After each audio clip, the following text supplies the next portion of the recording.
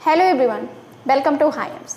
Class 10 biology के इस series में आज हम पढ़ने वाले हैं चैप्टर फर्स्ट, जिसका नेम है लाइफ प्रोसेस। आप यहाँ पे देख सकते हैं चैप्टर, और बहुत ही इंटरेस्टिंग चैप्टर है यार। अगर हम बात करें लाइफ प्रोसेस की तो कहीं ना कहीं वो रिलेवेंट होता है खुद से, क्योंकि जो पढ़ने वाले हैं लाइफ प्रोसेस में लिविंग ऑर्गेनिज्म के बारे में पढ़ेंगे तो बहुत ही इंटरेस्टिंग है। अगर आप रिलेट करके पढ़ेंगे तो ज़्यादा अच्छे से चीज़ें समझ में आएगी। तो इस चैप्टर में जो भी है, बोर्ड एग्जाम में कैसे क्वेश्चंस आते हैं, क्या टॉपिक होता है, एवरीथिंग इसमें कवर किया जाएगा। तो आप बिना स्किप किए वीडियो को पूरा देखेंगे। So let's begin. What is life process? अगर हम बात करें लाइफ प्रोसेस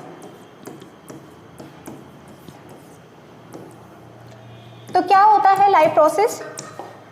नेम से हमें पता चल रहा है कि लाइफ का मतलब होता है लिविंग होगी, और लिविंग ऑर्गेनिज्म को जीने के लिए क्या प्रोसेस जरूरी होता है उसके बारे में हम पढ़ेंगे। तो 4 प्रोसेस होते हैं जो कि एक किसी भी लिविंग ऑर्गेनिज्म के लिए बहुत ही नेसेसरी हो जाता है। फर्स्ट है न्यूट्रिशंस।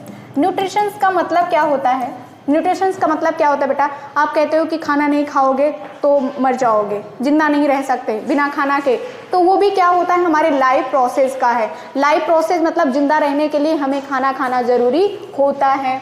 अगर हम बात करते हैं कि ट्रांसपोर्टेशन, मतलब कि जो न्यूट्रिशंस हमने खाया उसमें से क्या विटामिन है, कार्बोहाइड्रेट है, फैट है और प्रोटीन है, वो पूरी बॉडी में ट्रांसपोर्ट करना, जिससे हमारी बॉडी क्या होती है? हेल्दी रहता है। तो इस वजह से ट्रांसपोर्टेशन भी हमारे लिए क्या हो जाता है? इम्पॉर्टेंट हो जाता है। अगर जो हमने खाना खाया है वो पूरी बॉडी में पहुंचे ही नहीं तो हमारी पूरी बॉडी किस तरीके से मेंटेन रहेगी, हमारे ऑर्गन्स कैसे मेंटेन रहेंगे। अगर नेक्स्ट बात करते हैं बेटा रेस्पिरेशन। क्या रेस्पिरेशन लाइफ प्रोसेस में आएगा? क्या रेस्पिरेशन लाइफ प्रोसेस में आएगा? बिल्कुल आएगा। बिना आप सांस लिए, ब्रीदिंग किए आप जिंदा नहीं रह सकते हैं। हमारा जो लाइफ है वो एग्जिस्ट नहीं करेगा। लास्ट जो होता है टॉपिक वो है एक्सक्रिएशन। एक्सक्रिएशन मतलब होता है कि सब सारी चीज़ें होने के बाद में जो भी अनवेस्टेड चीज़ें होती हैं वो क्या होते हैं? रिमूव होना। तो उसको हम क्या बोलेंगे? एक्सक्रिएशन। डाइजेस्टिव सिस्टम, यहाँ पे डाइजेशन भी, ट्रांसपोर्टेशन, डाइजेशन, क्या डाइजेशन भी लाइफ प्रोसेस में है? बिल्कुल है बेटा।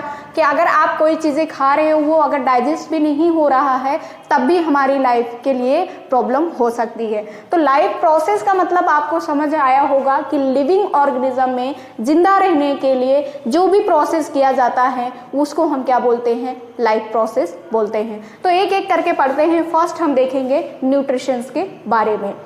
इंट्रोडक्शन है न्यूट्रिशन का। The process by which an organism takes food and utilize it's called nutrition. मतलब हमने फूड को तो लिया ही, लेकिन उसको क्या करना है? यूटिलाइज करना है। मतलब फूड खाया, वो क्या होगा? पहले एनर्जी में कन्वर्ट होगा, फिर उसको यूज़ किया जाएगा, उसको वर्क करेंगे, तभी एनर्जी का एसिमिलेशन बोलते हैं उसको। तो न्यूट्रिशन क्या होता है कि the process in which organism takes food and utilize it's called nutrition. क्या है कि need for nutrition. Organism need, nutrition की नीड क्यों होती है? ऑर्गेनिज्म नीड टू एनर्जी और परफॉर्म वेरियस एक्टिविटीज। मतलब हम पढ़ रहे हैं, खाने की जरूरत है, न्यूट्रिशन की जरूरत है, हम चल रहे हैं, कोई वर्क करना है, कोई जॉब करना है, दौड़ना है, कूदना है, बोलना है, उसके लिए हमें क्या जरूरत होती है? एनर्जी। एनर्जी कहाँ से आएगा बेटा? न्यूट्रिशन से। Organism need various raw material for growth and repair. These raw materials are provided by nutrients. मतलब कुछ रॉ मटेरियल की ज़रूरत होती है हमारी बॉडी को ग्रोथ करने के लिए, बॉडी को मेंटेन करने के लिए, हर ऑर्गन सिस्टम को अच्छे से अपना काम करने के लिए, हेल्दी रखने के लिए, उसकी क्या हम बोलते हैं?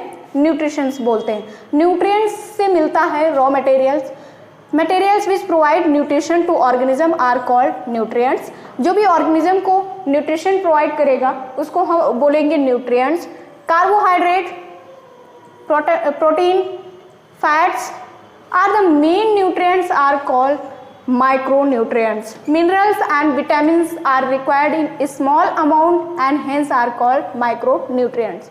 जो minerals और vitamins होते हैं उसको हम क्या बोलते हैं? माइक्रोन्यूट्रिएंट्स बोलते हैं। जो कार्बोहाइड्रेट होते हैं, प्रोटीन्स होते हैं, इसको हम क्या बोलते हैं? मैक्रोन्यूट्रिएंट्स बोलते हैं। तो न्यूट्रिएंट्स भी 2 टाइप्स के होते हैं बेटा, macro and micro. Macronutrients and micro. तो मैक्रो और माइक्रो, तो माइक्रो में कौन आएगा? सिर्फ दो, विटामिन एंड मिनरल्स। और मैक्रो में क्या आएगा? सारी छोड़ के, कार्बोहाइड्रेट, प्रोटीन हो गया, फैट हो गया, ये किस में आएगा? मैक्रो में आएगा। फर्स्ट है हमारा ऑटोट्रॉफिक न्यूट्रिशन, सेकेंड है हेटरोट्रॉफिक। ऑटोट्रॉफिक न्यूट्रिशन क्या होता है? अगर हम बात करते हैं प्लांट्स की, जो अपना फूड खुद प्रिपेयर करता हो, उसको हम बोलते हैं ऑटोट्रॉफिक न्यूट्रिशंस। और जो फूड किसी मतलब दूसरे ऑर्गेनिज्म पे डिपेंड होता है अपने फूड के लिए, उसको हम बोलते हैं हेटरोट्रॉफिक। तो अगर हम ह्यूमन की बात करते हैं, तो क्या हम फूड खुद से प्रिपेयर कर सकते हैं? वो बनाने वाला नहीं कि घर में चीज़ें लेकर आए और बना लिए और खुद से ही फूड प्रिपेयर करते हैं, उसको नहीं बोलते हैं। हम कहीं ना कहीं सोर्सेज क्या होता है, या तो एनिमल्स होते हैं या तो प्लांट्स होते हैं। तो अगर हम बात करते हैं एनिमल्स की, तो एनिमल्स से जैसे मिल्क हो गया, ये सारी चीज़ें जो मीट हो गया, चिकन हो गया, मटन हो गया, वो कहाँ से, एग हो गया, ये कहाँ से मिलता है? एनिमल से मिलता है। लेकिन अगर वही हम सब्जी की, वेजिटेबल्स की बात करते हैं, तो वो हमें कहाँ से मिलता है? प्लांट से मिलता है। राइस हो गया, वीट हो गया, ये सारे कहाँ से मिलते हैं? प्लांट से। तो ह्यूमन किस पे डिपेंड होता है? प्लांट्स एंड एनिमल्स पे। इसलिए ह्यूमंस क्या होता है? Heterotrophic nutritions. और अगर ऑटोट्रॉफिक न्यूट्रिशंस की बात करते हैं, तो वो क्या होता है बेटा? प्लांट्स होता है। तो फर्स्ट है हमारा autotrophic nutritions, the mode of nutritions in which an organism prepares its own food is called autotrophic nutritions. Green plants and blue green algae follow the autotrophic mode of nutritions. तो green plants जो होते हैं वो autotrophic nutritions तो लेते ही हैं, और यहाँ ब्लू ग्रीन एल्गी की बात कर रहा है। अगर ब्लू ग्रीन एल्गी की हम बात करते हैं, तो आपने देखा होगा कि कहीं पर बहुत गंदगी है और वाटर है वहाँ पे, तो वहाँ पे ग्रीन ग्रीन कलर की एक काई हो जाता है, उसी को हम क्या बोलते हैं? ग्रीन एल्गी बोलते हैं। वो भी अपना फूड खुद से प्रिपेयर करता है, क्योंकि वो किस में आता है? प्लांट्स की कैटेगरी में आता है। I hope you are getting well. Next है बेटा, ऑटोट्रॉफिक में ही कैसे प्लांट्स अपना फूड प्रिपेयर करता है, लेकिन कैसे करता है? Autotrophic nutrition is fulfilled by the process by which autotrophs intake CO2, H2O and convert these into carbohydrate in the presence of chlorophyll sunlight called photosynthesis। क्या बोलता है कि जो ऑटोट्रॉफिक न्यूट्रिशन होता है, प्लांट्स के फूड प्रिपेयर करता है, उस प्रोसेस को हम बोलते हैं फोटोसिंथेसिस। क्या क्या इसमें यूज होता है आपको पता है? ड्यूरिंग फोटोसिंथेसिस क्या होता है सिंथेसिस में, कि अगर हम एटमॉस्फेयर से CO2 ले लिया, CO2 तो मैंडेटरी ही होता है, क्योंकि CO2 क्या करता है? इनहेल करता है। ड्यूरिंग फोटोसिंथेसिस CO2 को इनहेल किया जाता है। और वाटर कहाँ से मिलेगा बेटा? प्लांट्स है। अगर आपको ये मैं दिखा दूं कि ये प्लांट्स है, तो इसके क्या होंगे? ये रूट्स होंगे। तो ये रूट्स से क्या मिलता है? वाटर पूरी बॉडी में क्या होता है? एब्जॉर्ब होता है। पूरी बॉडी में ही रूट से वाटर को एब्जॉर्ब करवाता है। और वाटर यहाँ से मिल गया, सनलाइट के प्रेजेंस में ही फोटोसिंथेसिस होगा। सनलाइट, उसके बाद में क्लोरोफिल कहाँ से मिलता है बेटा? क्लोरोफिल जो होता है वो किस में होता है? लीव्स में होता है, पत्तियों में होता है। यहाँ से क्लोरोफिल मिल गया, ये देखिए ये क्लोरोफिल। ये चार चीजें मिलके हमें बनाता है, प्लांट्स बनाता है क्या? शुगर, अपना फूड। जो प्लांट्स अपना फूड प्रिपेयर करता है उसको हम बोलते हैं शुगर। क्या फॉर्मूला होता है? C6H12O6। और उसके साथ में बेटा ऑक्सीजन को क्या करता है? एक्सहेल करता है। उसके साथ में ऑक्सीजन को क्या करता है? एक्सहेल करता है। तभी हम बोलते हैं क्या कि जितनी भी प्लांट, जितनी ट्रीज लगाएंगे हम, ऑक्सीजन उतने ही अच्छा होगा। तो आपको ये समझ में आया होगा कि ऑक्सीजन, पेड़ लगाने का क्यों इतना इंपॉर्टेंस है, क्योंकि वो ऑक्सीजन को क्या करता है? बाहर निकालता है, जो कि ह्यूमन बॉडी के लिए बहुत ही ज़्यादा इसेंशियल पोर्शन होता है। अब देखिए फोटोसिंथेसिस में जो एक्चुअल रिएक्शन आता है कि कितनी वॉल्यूम ऑफ CO2 होना चाहिए, कितनी क्वांटिटी CO2 का होना चाहिए, कितना वॉल्यूम H2O वाटर का होना चाहिए। तो 6 वॉल्यूम CO2 का होगा और 12 H2O का होगा वाटर का, और सनलाइट के प्रेजेंस में होता है। तो ये रिएक्शन भी इंपॉर्टेंट हो जाता है। क्योंकि आपको बैलेंस करके रिएक्शन को लिखना पड़ेगा। अगर आप एग्जाम में लिख रहे हैं, बोर्ड एग्जाम में लिख रहे हैं, तो ये क्या बना लेगा, ग्लूकोज बना लेगा C6H12O6 और उसके साथ में 6 मॉलिक्यूल क्या बनाएगा, O2 का, और उसके साथ में 6 वॉल्यूम किसका होगा, वाटर का ही होगा। तो ये कंप्लीट और एक जो कंप्लीट रिएक्शन होता है फोटोसिंथेसिस का ये होता है। तो इसको आप ध्यान में रखेंगे। अगर आप एग्जाम में लिख रहे हैं तो आप इसी रिएक्शन को प्रेफर करेंगे। फोटोसिंथेसिस, जब फोटोसिंथेसिस होता है तो क्या क्या एक्टिविटीज होती हैं। Absorption of light energy by chlorophyll, chlorophyll के द्वारा लाइट एनर्जी को क्या करते हैं, एब्जॉर्ब करते हैं। सनलाइट को क्या करते हैं, एब्जॉर्ब करते हैं। Conversion of light energy into chemical energy plus splitting breaking of water into hydrogen and oxygen.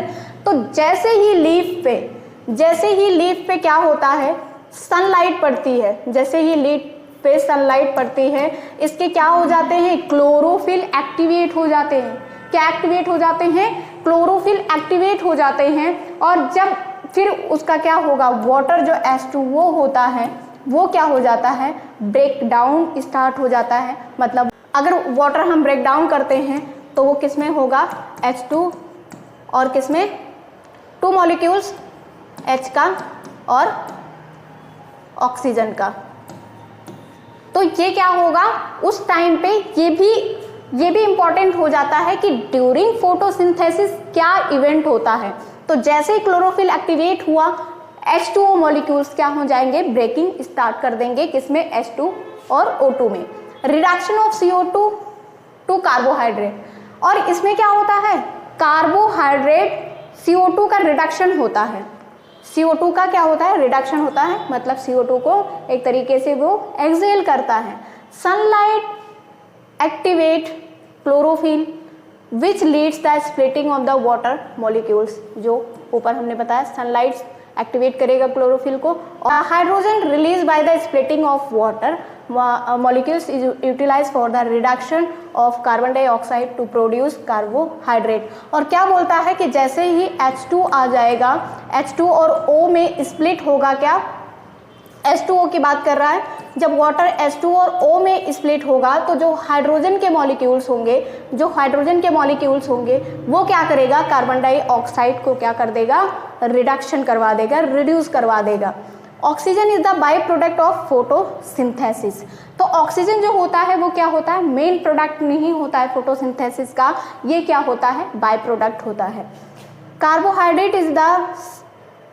Carbohydrate converted in starch and stored in the leaves and other storage part. तो जो carbohydrate होते हैं वो किसमें convert हो जाते हैं, starch में। किसमें, आपने स्टार्च का नाम सुना होगा, स्टार्च में कन्वर्ट हो जाते हैं। वो शुगर जो C6 है, H12O6 की बात कर रहे हैं। और कहाँ पे जाके स्टोर हो जाता है, लीव्स में स्टोर हो जाता है। And other storage part, the splitting of water molecules is a part of the light reaction. और जो वाटर मॉलिक्यूल्स में से वाटर मॉलिक्यूल स्प्लिट हुआ था वो किस में होगा, लाइट रिएक्शन में होगा। तो फोटोसिंथेसिस में 2 रिएक्शन होते हैं, एक लाइट रिएक्शन होता है, एक डार्क रिएक्शन होता है। तो अच्छे से आगे उसको पढ़ते हैं। देखिए ये है हमारा डार्क रिएक्शन। डार्क रिएक्शन में क्या होता है, CO2 का रिडक्शन होता है। क्या होता है डार्क रिएक्शन में, CO2 का रिडक्शन होता है। डार्क रिएक्शन में आप ये ध्यान रखेंगे किस किस का रिडक्शन होता है, CO2। और ये क्या होते हैं बेटा, ये होते हैं थाइलाकॉइड, ये होते हैं थाइलाकॉइड।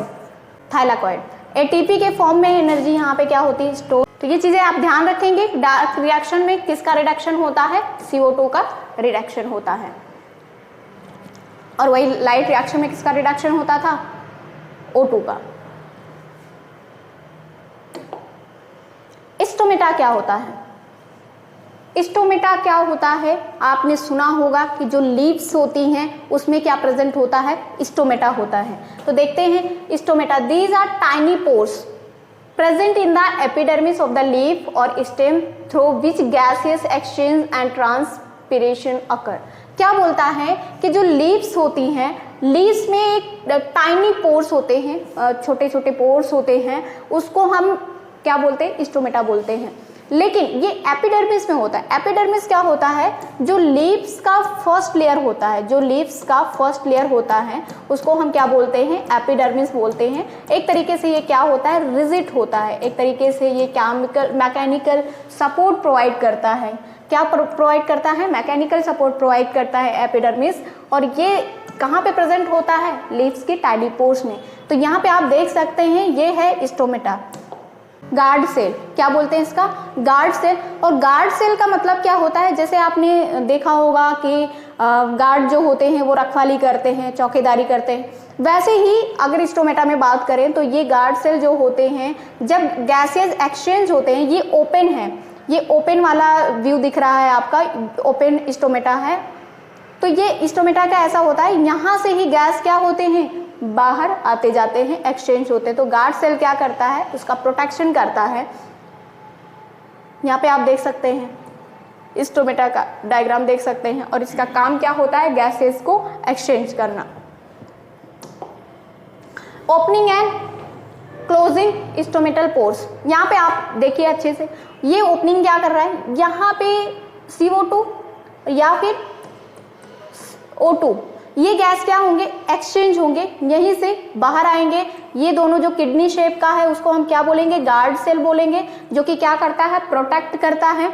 और ये क्या है, स्टोमेटा ओपन स्टोमेटा है, और ये क्या है, क्लोज स्टोमेटा है।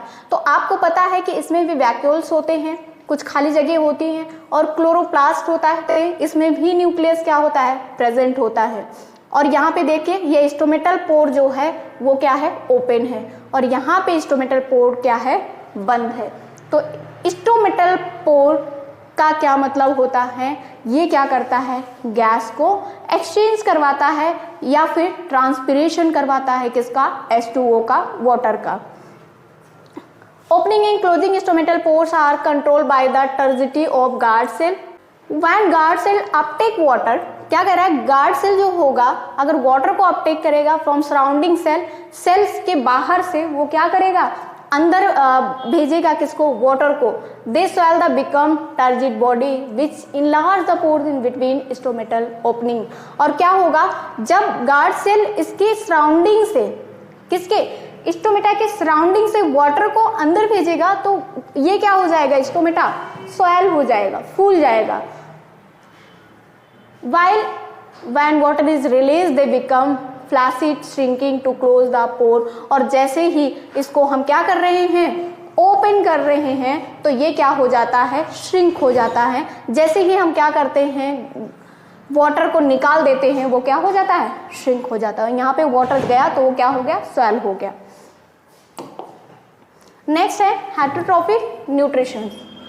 अभी हम किसकी बात कर रहे थे, ऑटोट्रॉफिक न्यूट्रिशंस की बात कर रहे थे, जिसमें हम पढ़ रहे थे फोटोसिंथेसिस। उसमें पढ़ा हमने डार्क रिएक्शन, स्टोमेटा क्या होता है, फोटोसिंथेसिस में क्या क्या चीजें होती, क्या इवेंट है उसका। नेक्स्ट है हेटरोट्रॉफिक न्यूट्रिशंस।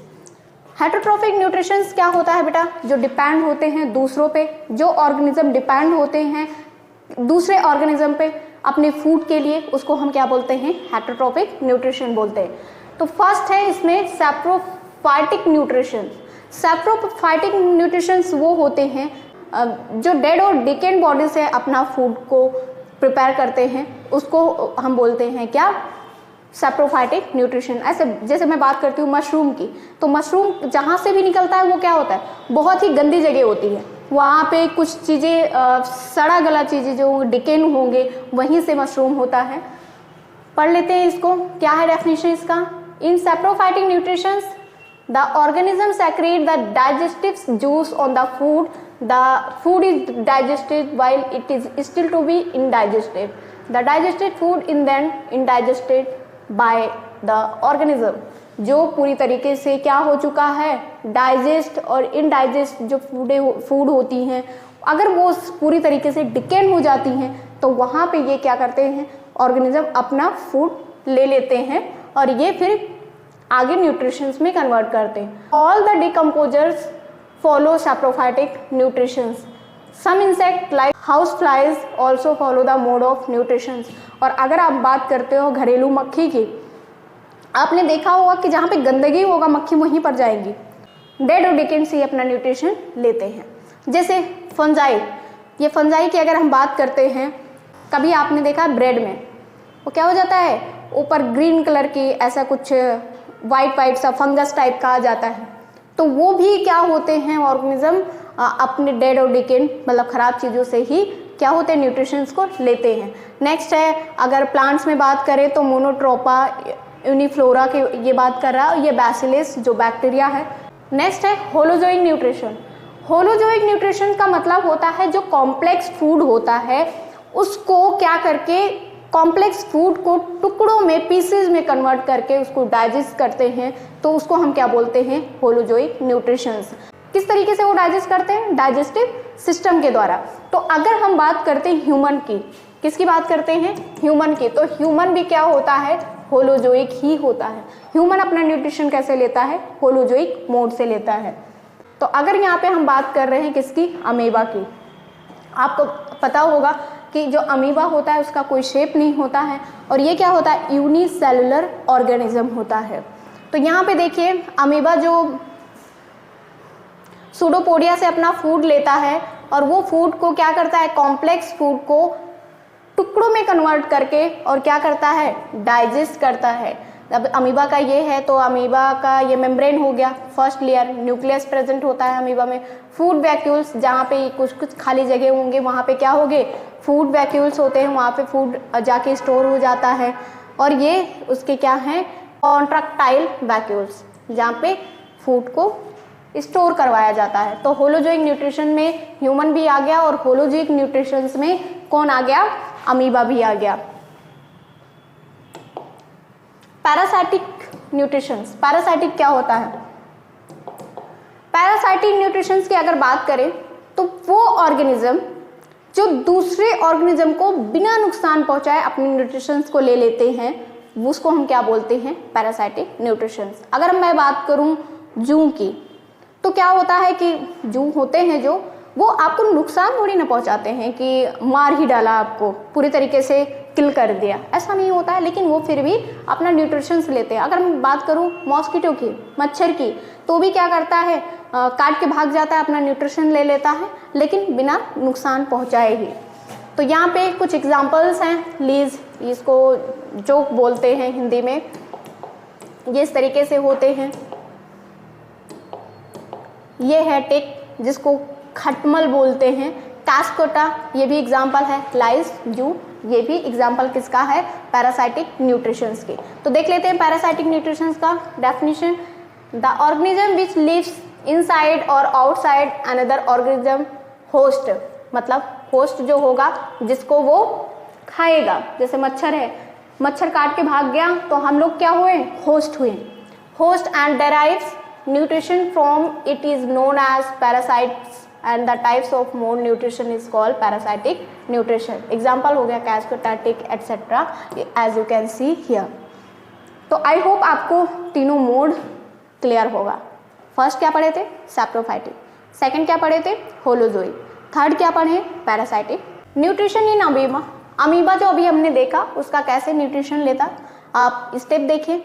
ये अमीबा है, अमीबा क्या क्या, सूडोपोडिया होता है, सूडोपोडिया में एक ऐसे करके, पहले अमीबा को कोई शेप नहीं होता है, तो ये खाली जगह, यहाँ पे फूड आया, उसके बाद में जैसे ही फूड एंटर हुआ ये धीरे धीरे क्या हो जाएगा, क्लोज होता जाएगा। और ये देखिए पूरी तरीके से वो क्लोज हो गया और ये फूड कहाँ पे जाके, जो फूड वैक्यूल्स होता है वहाँ पे जाके स्टोर हो जाएगा और ये एब्जॉर्ब करेगा, यहाँ पे डाइजेस्ट कर लिया फूड को, पहले इंजेक्शन किया, इंजेक्शन मतलब इनटेक ऑफ फूड, और उसके बाद में ये डाइजेशन किया, डाइजेस्ट होने के बाद में जो भी एनर्जी मिलेगी उसको एब्जॉर्ब करवाएगा पूरी बॉडी में, देन उसको एनर्जी को यूज़ करेगा, दैट इज कॉल्ड एसिमिलेशन।